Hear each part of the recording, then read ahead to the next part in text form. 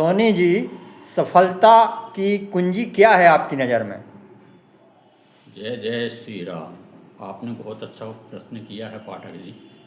सफलता की कुंजी तो परिश्रम पर निर्भर करती है। परिश्रम में निरंतरता की बहुत आवश्यकता है।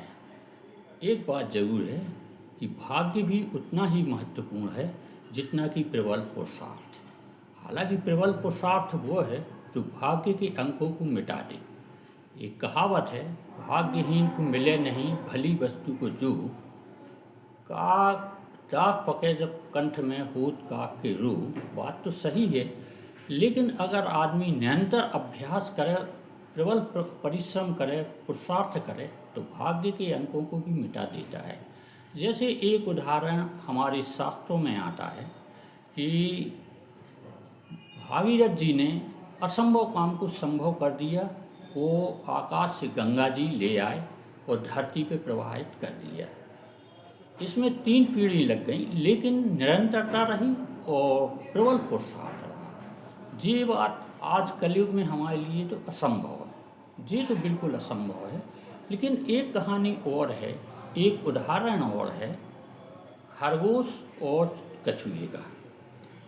खरगोश और कछुए में जो शर्त लगी थी मेले में पहले पहुंचने की, तो कछुआ जानता था कि खरगोश बहुत तेज दौड़ता है, लेकिन उसे अपने पुरुषार्थ पर भरोसा था, दृढ़ विश्वास था। उसने शर्त मंजूर कर ली। खरगोश दौड़ा, बहुत तेज दौड़ा। उसको बीच में थकान आ गई, थक गया, सो गया।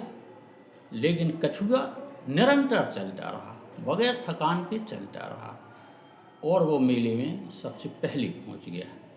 कछुए की नींद खुली, वो मेले में पहुंचा तो वो बाजी हार चुका था, शर्त भी हार चुका था। इससे हमारे लिए क्या शिक्षा मिलती है कि निरंतरता पुरुषार्थ में बहुत ज़रूरी है। अब जैसे विद्यार्थी हैं, विद्यार्थी सोचते हैं कि हम परीक्षा के समय 2 माह बहुत ज़्यादा पढ़ लेंगे, लेकिन 2 माह में जब वो ज़्यादा पढ़ते हैं तो थकान आ जाती है, बुद्धि भी कंफ्यूज हो जाती है, भ्रमित हो जाती है, सही उत्तर नहीं लिख पाते।